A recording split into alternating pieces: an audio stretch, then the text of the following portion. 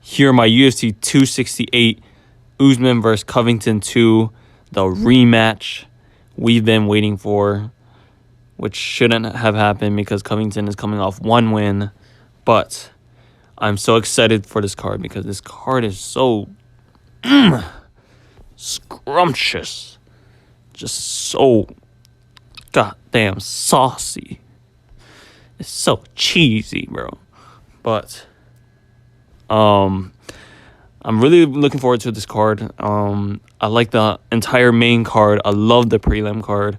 And early prelims. Oh my God. They got my boy Chris Barnett. And I'm gonna be going for Chris Barnett. I'm gonna be cheering him on. And this is my prediction for Chris Barnett's fight against Vellante. Chris Barnett is gonna win via rolling thunder. I have to choose Chris Barnett, even though his last KO win was against someone making their debut. He has 16 TKO wins on his record. Vellante has 13 losses. I don't know how he beat Corey Anderson, especially by KO.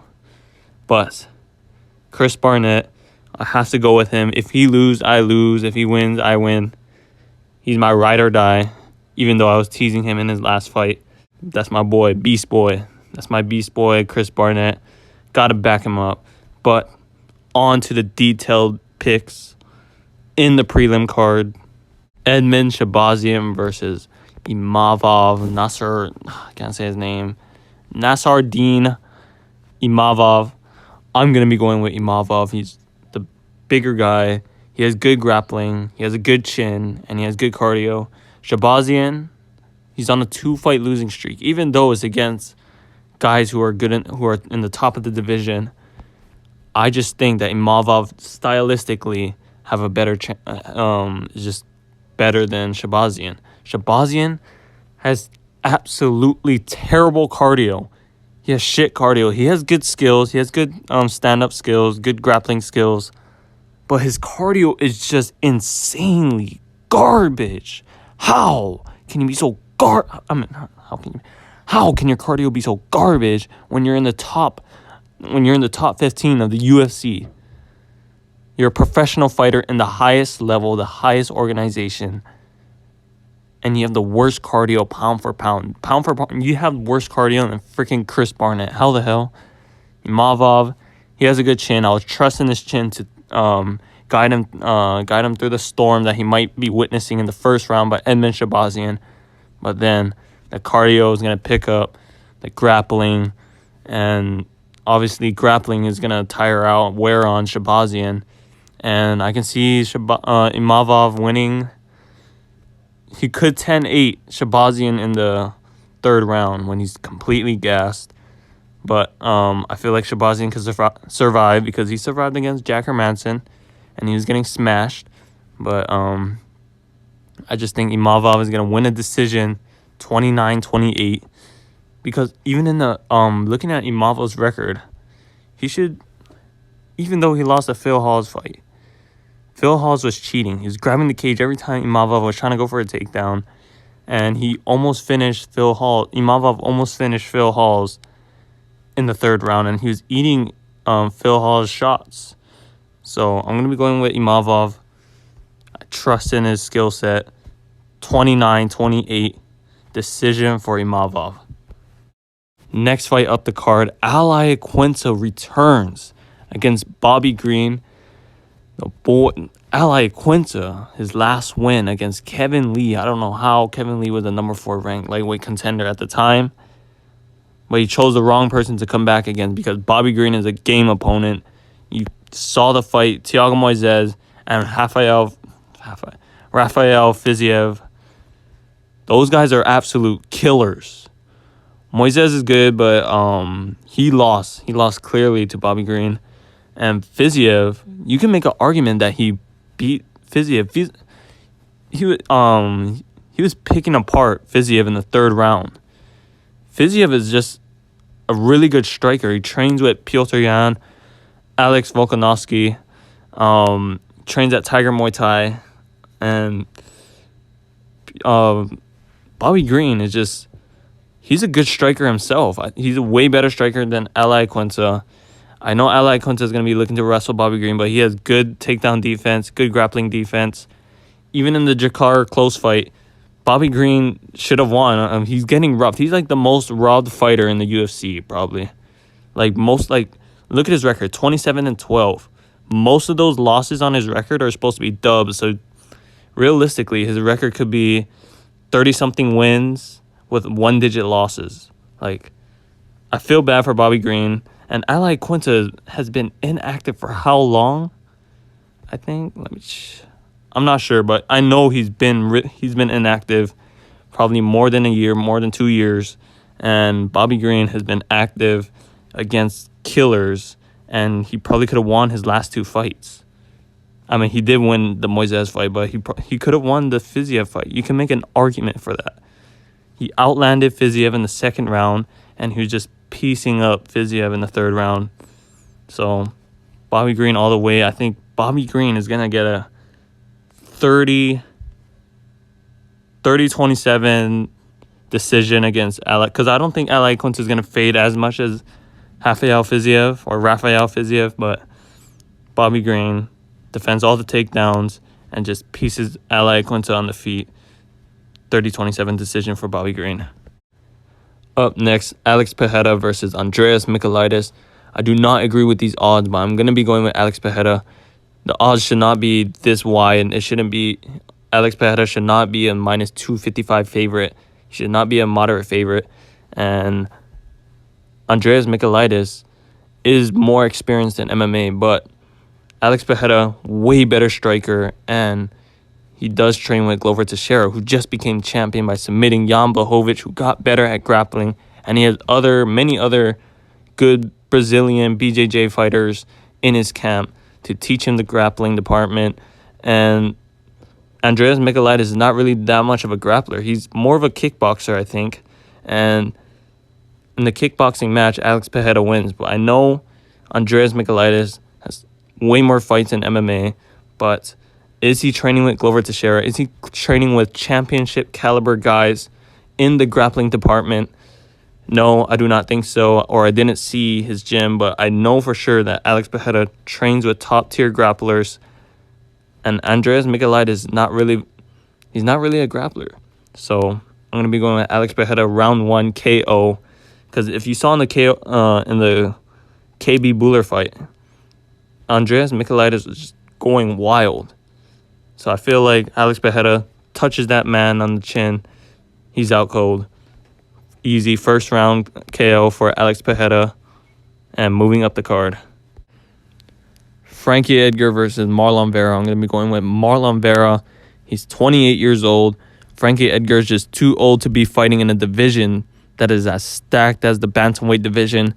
I have them in the bantamweight division is up there with featherweight and lightweight. They're all right there. They're all so close in a really competitive division. Frankie Edgar is 40 years old.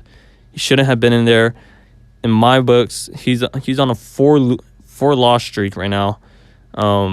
He got KO'd by TKZ. He got KO'd by Brian Ortega. He got gifted a decision against Pedro Munoz. He lost 4 rounds clearly, and he just got sent to the Shadow Realm against Corey Sandhagen.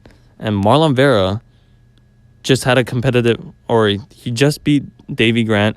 The first round was competitive, but he came back, sliced open Davy Grant in the clinch with his elbows, and controlled him on the ground. Good jiu-jitsu displayed by Marlon Vera. He's no slouch on the ground, and he has good stand-up, good power, and he had a competitive fight with Jose Aldo. It was 2-1 for Jose Aldo, but he had a competitive fight with Jose Aldo, and look what Jose Aldo just did to Pedro Munoz. He just dominated him. So I'm going to be going with Marlon Vera. He's just more younger, getting better. He's been doing good in his record. Look at his record. He's coming off 2 good fights.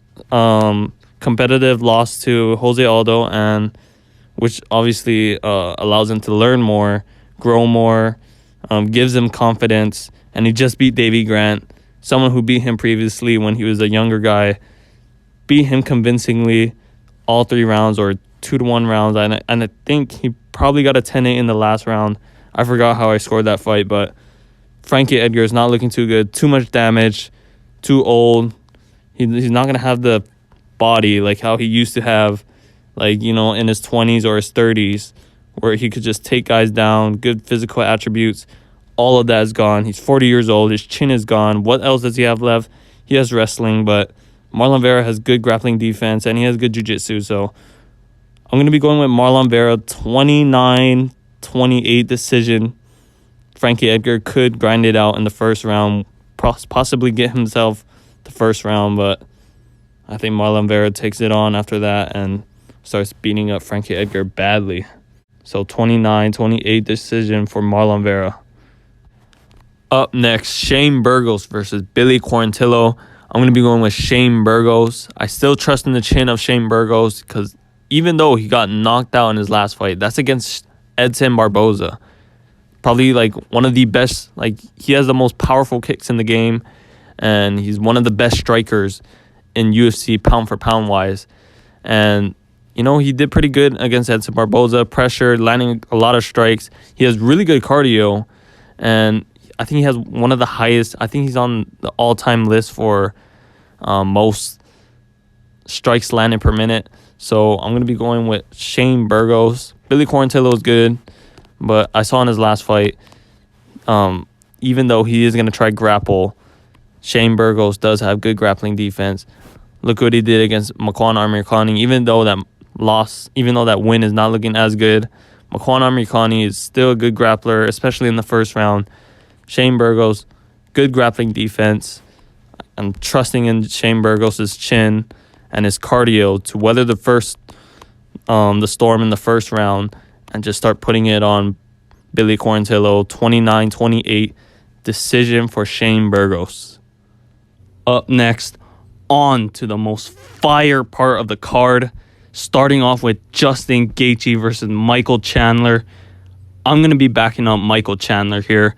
I was going back and forth between Michael Chandler and Justin Gaethje, but I'm back on that Michael Chandler train because I look at Gaethje's record. He's fought mostly strikers in his UFC career, and right as soon as he got up to Khabib, he got dominated so badly. That was his worst performance in his life, I believe. And Michael Chandler is a really good grappler. Michael Chandler is going to be the second best grappler Justin Gaethje has fought. You look at Justin Gaethje's most recent opponents besides Khabib, Tony Ferguson never attempted a takedown except in the fourth round with an Imanari roll where his legs were already chewed up, when his brain was scrambled, actually, when he was just rocked all over the place. Then you got Edson Barboza, James Vick, Donald Cerrone, Dustin Poirier, and he lost to Dustin Poirier. Eddie Alvarez, who did mix it up, but he's more of a striker. He's known more to be a striker. Same with Michael Johnson. He does have good wrestling, but he has really fast hands, and I'm pretty sure most of his wins are by knockout. So you got a lot of stand-up fighters, and as soon as he got to Khabib, he got killed. He got mauled. He was on his back. He was fighting off his back foot the entire time. Wasn't able to land any good shots because he was so worried about the takedown. And I feel like if he's gonna be so worried about the takedown, especially against Michael Chandler, who is a good grappler, this is the second best grappler Justin Gaethje is gonna fight, and Michael Chandler has one punch knockout power. He could kill. He can end Justin Gaethje's life, flatline him on the cage. He's snoozing on the floor. You saw what he did to Dan Hooker. Even some people try to say, oh, Dustin Poirier loosened up his chin. But Dan Hooker loosened up Dustin Poirier's chin, and he ate left hands from Conor McGregor. How? It doesn't make any sense, but Dan Hooker proved that he had a good chin, and he just got slumped by one punch by Michael Chandler. So I feel like Michael Chandler could knock him out stiff cold, but I feel like Justin Gaethje in the first round could eat it, but he's going to get dropped, and he's going to be rocked, and he's not going to know where he is, and then Michael Chandler's going to hop on that back because Justin Gaethje has non-existent jiu-jitsu, and he will submit Justin Gaethje in the first round. Oh, wait, but I also forgot to mention Justin Gaethje's leg kicks. They are good. They're really effective, but is it really that effective though? I feel like a lot of people are overrating his leg kicks because he kicked Dustin Poirier 50 times to the leg and nothing happened. He got KO'd. Justin Gaethje got KO'd, even landing 50 leg kicks on him. Tony Ferguson ate up all his leg kicks. Didn't look like his legs were affected at all. He wasn't limping around. He was fighting perfectly. I mean, except for his brain being scrambled. But Michael Chandler could catch those leg kicks, or he can plant and counter. And I feel like Michael Chandler could eat the leg kicks because you're landing 50 Justin Gaethje leg kicks and nothing is really happening to Poirier. He still planted and countered his ass and knocked out Justin Gaethje. So, yeah. Michael Chandler, first round submission. Up next, Doug Rose Namajunas versus Magnum Zhang Weili. I still give Zhang a chance in this fight, even though she got knocked out in the first fight and she was complaining about the crowd. She looks much more happier now. Obviously, the crowd is actually cheering her in the press conferences, but who knows? The crowd could turn on her when there's more people inside the venue and there's more pro Namajunas fans than pro Zhang fans. But even with the crowd being balanced, I still think Namajunas is still going to take this one. She got power. I think Zhang is going to be a little bit more timid about the power, but I still give her a solid chance to win because she can invest in those leg kicks, those body kicks, and we saw in the Jessica Andrade fight, Rose was slowing down majorly, and she probably could have got finished if that was Zhang Weili in there in the third round against Rose Namajunas. But, Rose Namajunas, it looks like she got better, especially working with Trevor Whitman, footwork. Her power is still there. I think she's still the most powerful she is the most powerful strawweight on the planet right now, and probably pound for pound, to be honest, because she has a higher knockdown ratio or knockdown percentage than Amanda Nunes. So Rose Namajunas, big power. Weili is going to be a little bit more timid, and I can see Zhang Weili getting it to a decision, but she's losing it. Or she could get a TKO herself in the 5th round if she plays her cards right. But I think Rose Namajunas is going to catch her in the 3rd round and put her away. There's the end of that rematch. Sucks, but it is what it is. Rose Namajunas, 3rd round TKO or submission. Frick. On to my main event pick, Kamaru Usman versus Colby Covington.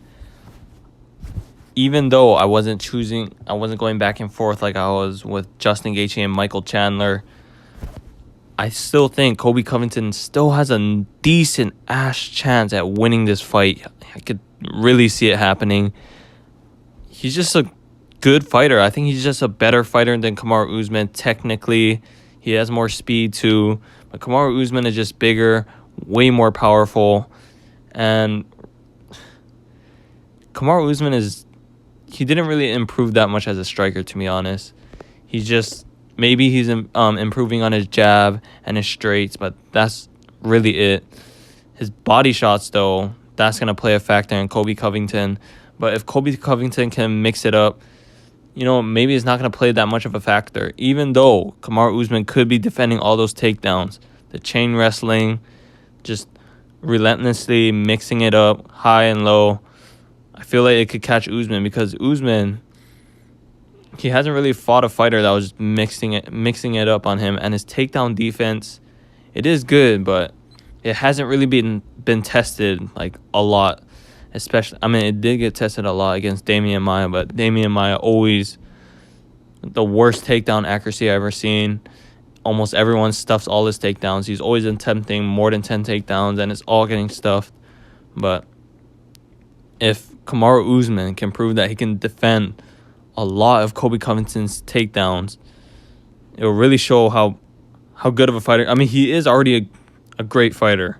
He's winning his bouts. He's doing it in fashion. He's KOing them in dominant fashion. Good shit by Usman because he has good power, good straights, but that's basically it. He doesn't have anything fancy. His footwork isn't really that fancy. His combos is just 1-2. That's it. Jab, jab.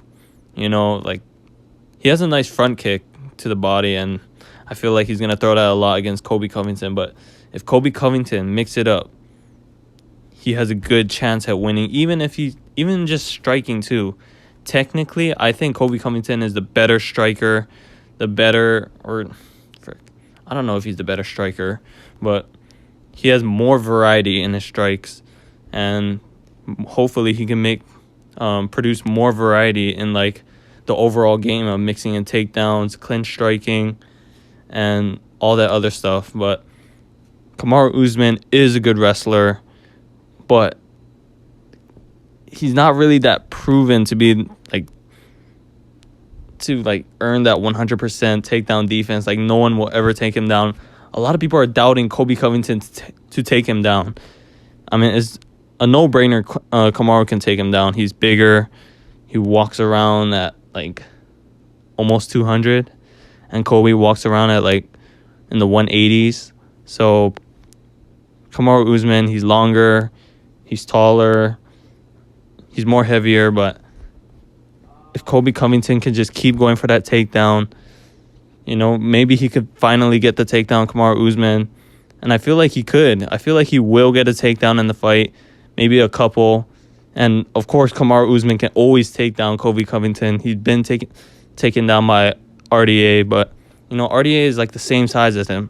So, man, we just got to see. We just got to see and give Colby a chance. I think these odds are, really disrespectful. The only time you should be using these odds, a 3-1 favor, is if you're trying to bet on if Kamaru Usman is on roids, because I really do think he's on roids. I give that a freaking huge favorite if I had to bet on it, but it's whatever, man. I just think that people should give Colby a chance, but I'm going to just go with Usman by decision, a close decision, or not close, but I feel like it's going to be a 48-47, and the reason is because Usman just he's way bigger, a little bit longer, a little bit taller, and the power difference.